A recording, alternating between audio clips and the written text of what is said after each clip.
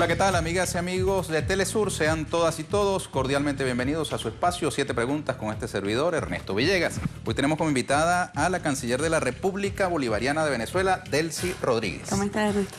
Muy bien, bienvenida. Gracias. Gracias por venir.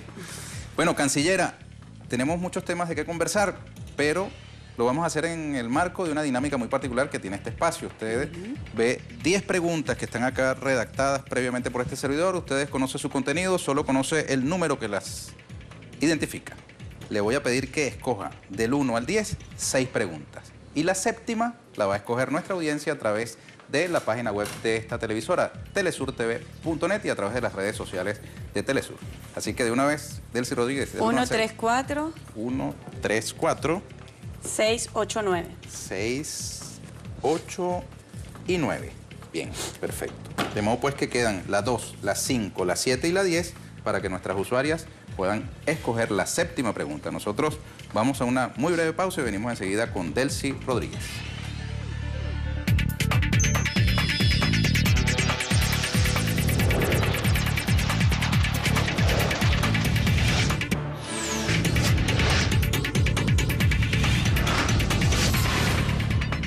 Bien, otra vez damos la bienvenida a nuestra canciller o cancillera de la República Bolivariana de Venezuela, Delcy Rodríguez. ¿Cuál es el término adecuado? ¿Canciller o La canciller? canciller. La canciller. Vamos directo con la pregunta 1. ¿Quién ha ejercido más influencia en quién? ¿Jorge Rodríguez en Delcy o Delcy Rodríguez en Jorge? Esta pregunta se le hice a su hermano, ahora se la hago a usted. Bueno, Jorge, sin duda, en mi muy temprana infancia, fue un referente, fue un padre, fue un maestro. Me acompañaba a hacer las tareas todos los días, de tal manera que para mí fue un ejemplo que me acompañó permanentemente y sigue siéndolo así. Sigue siendo el hermano mayor y sigue siendo también mi mejor amigo. Es un acompañamiento del alma, de conciencia, de convicción y de mucho afecto. Somos, muchas veces lo decimos, como hermanos gemelos. Bien, siguiente pregunta. Si Venezuela asumió la presidencia pro tempore de Mercosur, tal como lo anunció ayer la Cancillería venezolana, luego de que Uruguay anunciara su entrega, y hoy Argentina desaprobó en un comunicado esa asunción, ¿qué perspectivas reales de funcionamiento tiene esa instancia de integración al día de hoy? Bueno, Venezuela va a ejercer plenamente lo que le corresponde por derecho, que es el ejercicio legítimo y pleno, tanto de sus deberes como de sus derechos en la presidencia pro tempore del Mercosur. Lo que se dé distinto al derecho que está contemplado en sus tratados fundacionales, Ernesto, como el Tratado de Asunción, en su artículo 12, el Tratado de Europreto, en su artículo 5, lo distinto que se realice al margen de esos tratados, pues nos coloca en una situación de facto. Estaríamos golpeando no a Venezuela, estaríamos golpeando duramente al Mercosur, porque estaríamos en especie de limbo, donde nadie sabe qué norma debe respetarse, ni nadie sabe qué debe hacerse. En el fondo, lo que está detrás de todo esto, Ernesto, bueno, es la triple alianza que pretende ejecutar o reeditar un plan Cóndor contra la Revolución Bolivariana. Y en ese atentado contra la Revolución Bolivariana está atentando también contra los pueblos del Mercosur. Se está afectando un mecanismo de integración regional, se están afectando mecanismos de unión de los pueblos de Sudamérica, con el único pretexto y con el único convicción de imponer nuevamente el consenso de Washington. Son los mismos, Ernesto, que pretenden volver al pasado, a esa década oscura donde las políticas neoliberales pues sumieron a nuestros pueblos en la pobreza, en la miseria, en la desigualdad, en la exclusión, que violentaron masivamente los derechos humanos de nuestros pueblos. De tal forma que nosotros responsablemente estamos ejerciendo la presidencia pro tempore de Mercosur. Hemos agradecido además la gestión, lo que fue la presidencia de Uruguay, hemos agradecido al gobierno de Uruguay por todo lo que fue su desempeño y hemos agradecido también, bueno, el respeto que ha hecho el gobierno de Uruguay del Estado de Derecho de este mecanismo subregional. Ahora, la Cancillería argentina invoca la costumbre, y la costumbre, según resalta en un comunicado, es que los países que asumen la presidencia pro tempore acudan a un encuentro con el resto de las naciones parte, de los estados parte, y se dé la toma de posesión eso formal. Es completamente erróneo y una maniobra antijurídica. Eso es el pseudo derecho, ¿no? La costumbre en los tratados internacionales, la costumbre desde el punto de vista de la interpretación de la norma, no puede imponerse a la ley. La ley es clara. ¿Qué dice la ley? Que bueno, que el traspaso de la presidencia pro tempore debe darse una vez transcurrido un semestre y ocurre por orden alfabético. Son las únicas dos condiciones que deben ocurrir para que de pleno derecho y automáticamente se dé el traspaso. Ahora, pretender invocar la costumbre como una fuente de derecho cuando los tratados internacionales, fundacionales del Mercosur son muy claros y se aplican, no tiene ningún sentido jurídico. Por eso te digo que habría que irse a las razones políticas, ideológicas, que está haciendo de esta triple alianza en un nuevo plan Cóndor contra nuestra región, que pretende prácticamente hacer desaparecer la revolución bolivariana. Y desde acá nosotros les decimos, bueno, se van a quedar con las ganas, porque nosotros estamos seriamente comprometidos con la institucionalidad, estamos seriamente comprometidos con el Estado de Derecho, con el respeto de las normas, y esa exigencia desde la presidencia pro tempore, nosotros también se los hacemos a los Estados partes. El comunicado argentino plantea una reunión de coordinadores para tratar el asunto. No, un mecanismo transitorio. Venezuela ha rechazado a la completamente aceptación de la presidencia de Venezuela. Las decisiones de los cancilleres, como está contemplado en los tratados, las decisiones de los cancilleres y de los jefes de Estado no se delega a un nivel inferior, ni muchísimo menos por normas subreglamentarias. Eso está completamente fuera de orden, Ernesto. A nosotros nos preocupa mucho cómo la canciller argentina, que pretende, es candidata a la Secretaría General de las Naciones Unidas y respete de esta manera los tratados internacionales, pretendiendo entonces ejercer un cargo de tanta relevancia a nivel internacional y a nivel mundial. Es un motivo de preocupación. Ya lo hizo en la OEA, sirviéndole la mesa al secretario general, que bueno, todos conocemos el expediente tenebroso de este personaje, pero además en el Mercosur también lo está aplicando. Está desconociendo expresamente las normas, está desconociendo y vulnerando tratados internacionales. Ahora, ¿qué va a pasar? ¿Qué va a pasar con Mercosur? Lo que va a pasar es lo que está ocurriendo, que Venezuela va a seguir ejerciendo. Fíjate, el presidente Maduro tiene planes muy importantes para la integración regional, como es el reforzamiento del comercio intrarregional. Vale destacar que en el informe de CEPAL de este año se habla justamente de cómo la economía en los países de América Latina y el Caribe ha decaído porque preferimos mirar hacia otros bloques regionales, preferimos mirar hacia otros horizontes y no hacia las potencialidades productivas, comerciales, financieras de nuestros propios países. El presidente Maduro, en sus planes para el ejercicio de esta presidencia pro tempore, tiene justamente centrado en el reforzamiento del comercio interregional, también el Mercosur social, que como tú sabes fue piedra angular del comandante Chávez cuando redimensionó la intervención y la participación de Venezuela en el Mercosur con otros gigantes como el presidente Lula da Silva, el presidente Kirchner. Es decir, hay un plan de Mercosur social que atiende al protagonismo de los pueblos y al papel preponderante también que deben jugar los trabajadores, al papel que juegan las mujeres, los pueblos originarios. Es decir, hay todo un plan de ejercicio de esta presidencia. Todo lo que ocurra distinto, bueno, está, como bien te dije, en excusa para atacar a la revolución bolivariana, para agredir a Venezuela. Y eso es inexcusable desde el punto de vista del Estado de Derecho. Siguiente pregunta, de las numeradas, seleccionada por usted, sin conocer, por supuesto, su contenido. Vamos con la 4. Usted es hija de un preso político, torturado y asesinado en los calabozos de la antigua Cuarta República en Venezuela, Jorge Rodríguez. ¿Qué siente ante la campaña internacional por la liberación de Leopoldo López y otros opositores presos en la actualidad? ¿No le preocupa que entre ellos pueda haber siquiera algún caso similar al de su padre en cuanto a detención arbitraria y tratos crueles? En lo absoluto. Se trata de un pacto amoral de las oligarquías, de la oligarquía venezolana con las oligarquías internacionales. Cuando nosotros hacemos, Ernesto, y bueno, tú estás trayendo casos de comparación donde no es posible la comparación. En el caso de mi padre fue en efecto un preso político, que fue un preso de conciencia por disentir de las políticas neoliberales, por disentir de las políticas entreguistas del gobierno de Carlos Andrés Pérez y de los gobiernos de la Cuarta República, pero no estamos hablando de las acciones criminales que ha cometido Leopoldo López, no estamos hablando de las acciones extremas que han causado terror en la población venezolana, que causaron la muerte de 43 venezolanos y venezolanas, y que en última instancia, Ernesto, yo te puedo referir vivencias muy personales de lo que fue la detención de mi padre.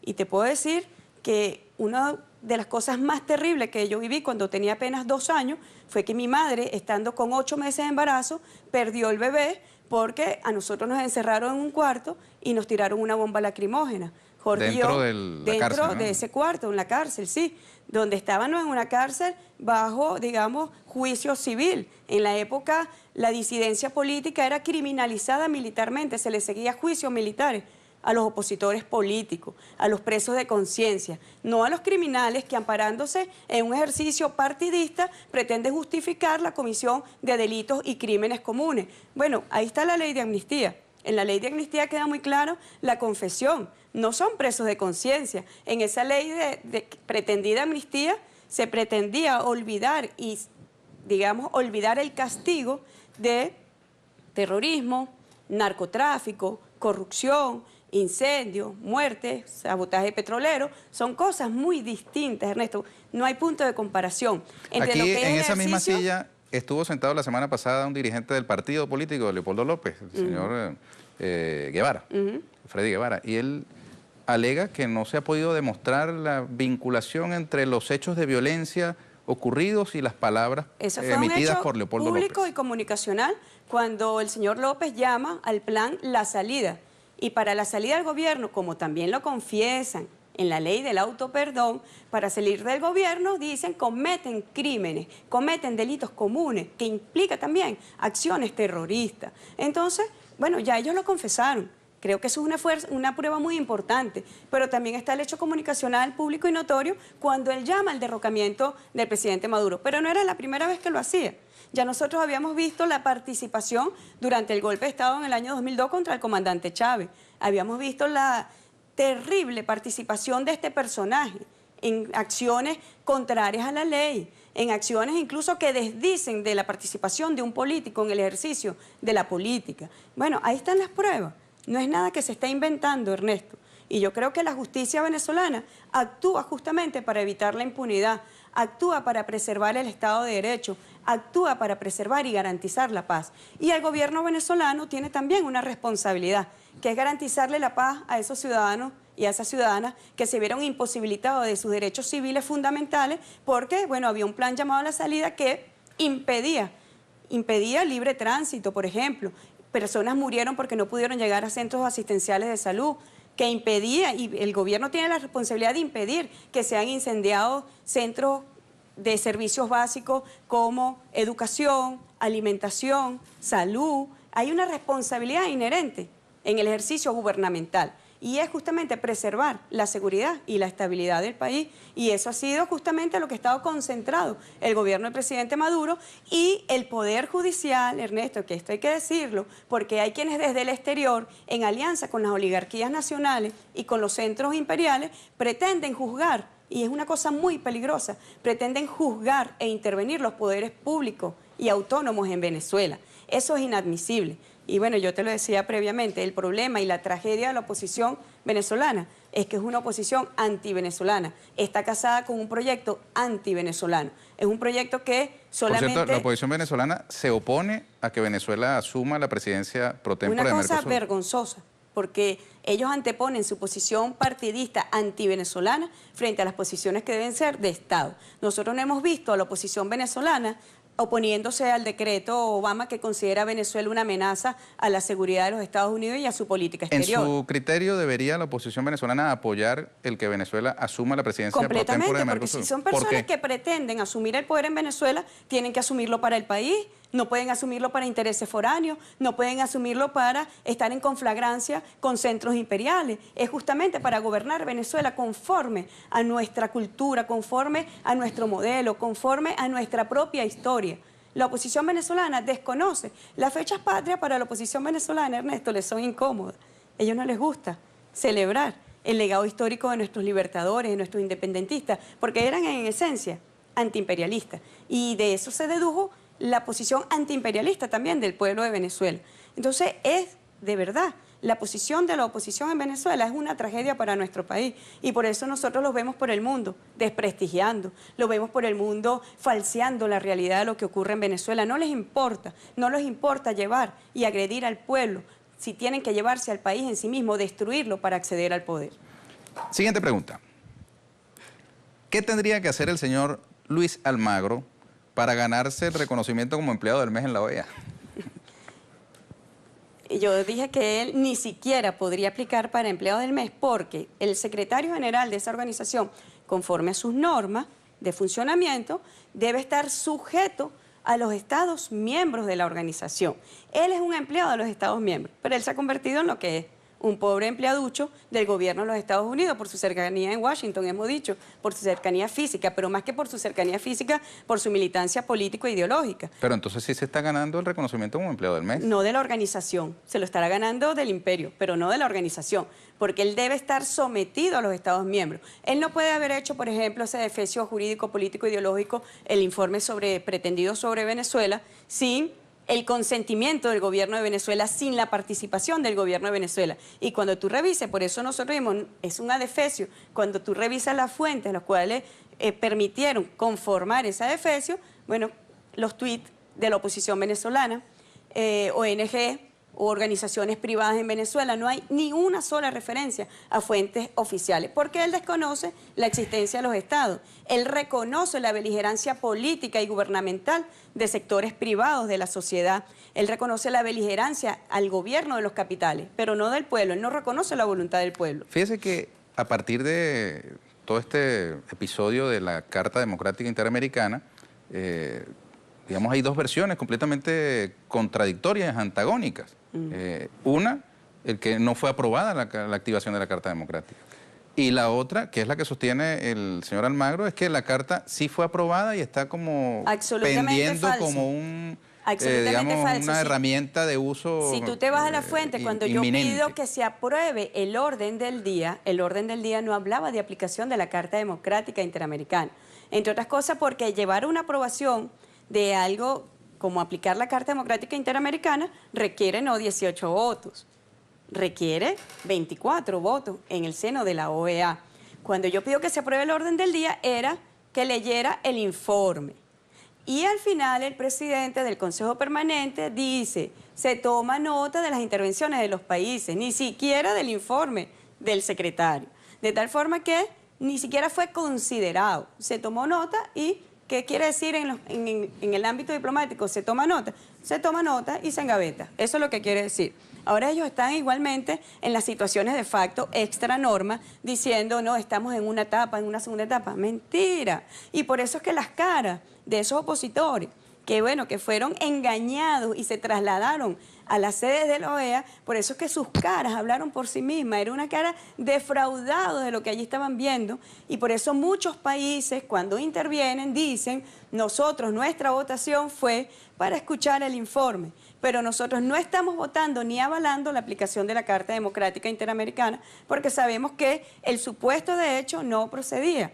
Cuando se aplica la Carta Democrática es justamente para proteger a un gobierno, porque se está dando la ruptura del orden democrático y constitucional. Ahora, ¿qué busca en su criterio el señor Almagro al asegurar que la Carta Democrática sí está activada y está allí, digamos, pendiente? El plan de Almagro prevenida. Es muy obvio y lo dejó incluso en evidencia en los artículos que él invoca ese día.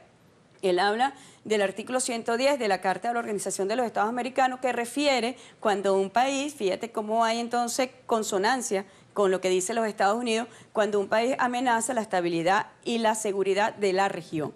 En base a ese artículo, bueno, entonces se procede, se hace todo un proceso para la intervención del país para evitar el riesgo de levantamiento de la paz y la seguridad en la región. Imagínate tú, ya ni siquiera somos amenaza a los Estados Unidos, sino a la región. ¿Qué es lo que está detrás de todo esto? La intervención de Venezuela. Y por eso somos responsablemente denunciantes de que la oposición venezolana ha pedido la intervención extranjera.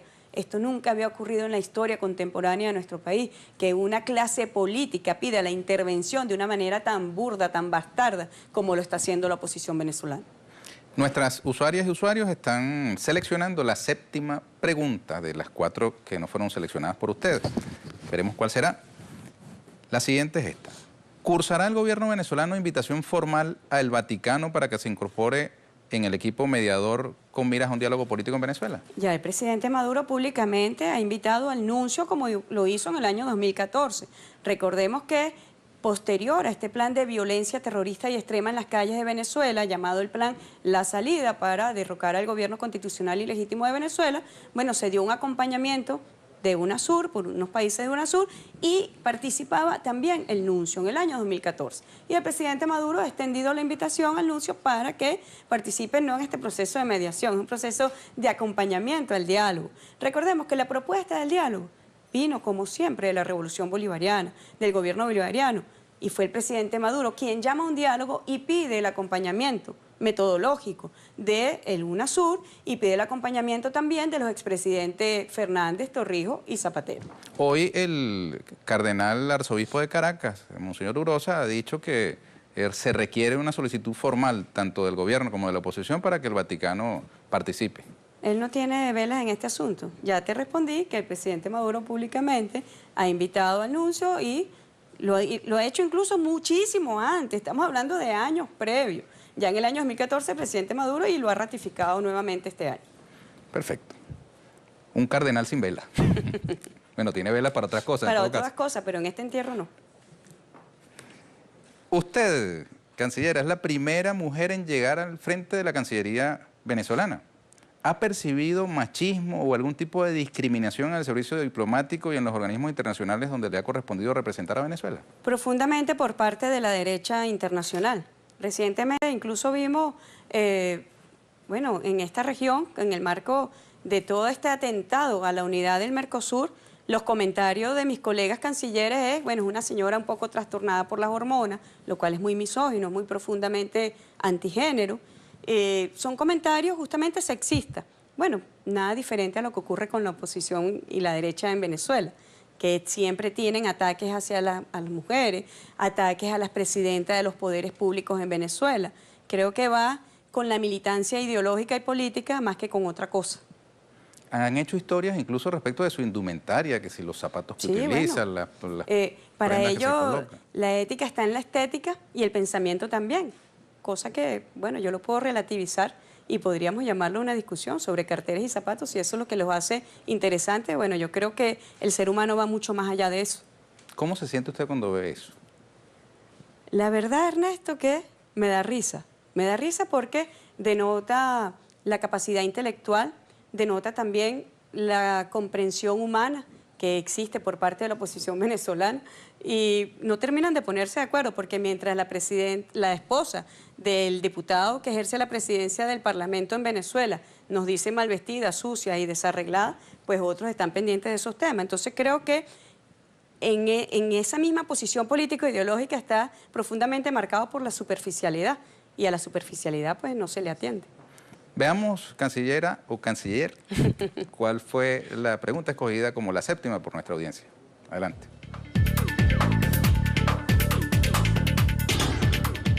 La séptima es la distinguida con el número 5. Veamos. Si Venezuela produce e importa alimentos en cantidad suficiente para abastecer a 3 naciones, como usted afirmó en la OEA, ¿cómo se explican las imágenes de venezolanos yendo en masa a comprar alimentos en Cúcuta cuando se reabrió la frontera? Ahí eso está directamente vinculado, fue una de las razones incluso, una de las tantas razones que llevó al cierre de la frontera, que bien sabe los delitos transfronterizos y bueno, el contrabando de extracción, que impactó duramente, tanto en los productos que se importaron como en los productos que se producen en Venezuela. Y ese contrabando de extracción, sin duda alguna, pues ha provocado procesos complejos en el abastecimiento de productos en Venezuela. Yo di una cifra oficial. Cuando el presidente Maduro habló de todo lo que ha gastado Venezuela importando alimentos y medicamentos, bueno, en el tenor de alimentos, ciertamente daba para abastecer a 3 países. ¿Qué pasó? ¿A cuánto oscilaba el contrabando de extracción, Ernesto? Superaba el 50%. Que se iba justamente producto del modelo de protección social que existe en nuestro país y que no existe en los países vecinos. Y ese diferencial de precios pues provocó este fenómeno que está siendo ahorita justamente atacado por ajustes económicos que ha hecho el presidente Maduro. Vamos a abusar del tiempo de Telesur y vamos a colear, como decimos aquí en Venezuela, una pregunta indispensable, ineludible. Hoy la presidenta del Consejo Nacional Electoral, Tibisay Lucena, informó que los proponentes del referendo revocatorio presidencial cumplieron con el 1% de las firmas exigidas para activar el proceso. Horas antes, desde el mismo Consejo Nacional Electoral, Jorge Rodríguez, su hermano, alcalde de Caracas y dirigente nacional del Partido Socialista Unido de Venezuela, anunció que el referendo está legalmente muerto. ¿Cómo explica usted estos anuncios ante la opinión internacional? Bueno, es muy fácil, apegados a la ley. Yo he informado internacionalmente que para que el proceso revocatorio del mandato presidencial pudiese llevarse a cabo este año, la oposición venezolana debía iniciar los trámites en el mes de enero. No lo hicieron. ¿Por qué no lo hicieron? Y yo le dije, y se lo digo a quienes dicen que por qué el gobierno de Venezuela, le digo, no, la pregunta deben hacérselo a la oposición venezolana. ¿Por qué no se pusieron de acuerdo en el mes de enero? En la profunda división que ellos tienen en el seno de la oposición, porque no se pusieron de acuerdo para activar este mecanismo. Y lo hacen en prácticamente 4 o 5 meses más tarde. Allí está la respuesta. ¿Por qué? Porque los lapsos están contemplados en la ley, los lapsos están contemplados en los reglamentos que rigen esta materia, que como tú sabes es un mecanismo novedoso de participación política. Y bueno, hoy el anuncio que hace justamente la presidenta del Poder Electoral tiene varias aristas. Una arista de ello es lo que tiene que ver con el 1% de las firmas para autorizar a una organización política para que active, ni siquiera estamos hablando que estamos en la activación del mecanismo del referendo revocatorio. Esta organización política debe ser autorizada. ¿Qué pasó con la organización política? La oposición política tuvo un comportamiento fraudulento, de los más terribles que ha ocurrido en la historia electoral de Venezuela. Más de 1/3 de las firmas recolectadas sufrieron, bueno, todos sabemos, muertos, personas que no habían firmado, que se le falsificó la firma. Y valga decir que hoy, cuando se da la validación de un número determinado de las firmas relativos al 1%, bueno, ahí ya se evidenció, Ernesto, que más de 1 millón de personas que habían firmado no fueron a ratificar y a reconfirmar su firma. A eso le suma la cantidad de muertos que habían participado, a eso le suma la cantidad de personas que retiraron sus firmas cuando se vieron allí sin haber manifestado esa voluntad. De tal forma que lo que se evidenció de esta primera etapa, que es una etapa realmente... yo digo que la oposición venezolana está en terribles aprietos para la próxima etapa que corresponde, porque si no fueron ni siquiera capaces de recoger un 1% sin todas estas, digamos, acciones fraudulentas contra la ley, bueno, yo no me quiero imaginar lo que va a pasar. La oposición venezolana tiene motivos para estar preocupada y por eso es que sin duda alguna el proceso revocatorio está muerto en toda su legalidad. ¿Usted le explicó todo eso al secretario de Estado, Kerry? Completamente, completamente. Pero o él no lo entendió o no lo compartió él no estaba en conocimiento de los aspectos legales. Pero porque hoy aparece una declaración de él diciendo que Venezuela, que el gobierno debe permitir que avance ese proceso. Que avance y que se respete la Constitución, y esto es justamente lo que se está haciendo, no solamente el gobierno venezolano, los poderes públicos y autónomos de Venezuela están respetando la Constitución. Mire, otra ñapa, como decimos aquí en Venezuela, que es el extra, ¿no? Hoy el presidente de la Asamblea Nacional, usted lo mencionó, Henry Ramos Ayub, lanzó públicamente su precandidatura a la presidencia de la República. Ya hace tiempo aspiran Enrique Capriles, Leopoldo López, María Corina Machado, entre otros. ¿Tiene alguna preferencia o le da igual quién termine liderando la oposición? Él es el jefe de la oposición. No me extraña su declaración. Y como él, yo te puedo decir que hay unos cuantos más. Ese es el problema de la oposición. El problema de la oposición entre ellos mismos es su división. Y la tragedia de Venezuela es la oposición apátrida, porque fue justamente Ramos Ayub quien firma una comunicación a la Organización de los Estados Americanos pidiendo que se intervenga a Venezuela.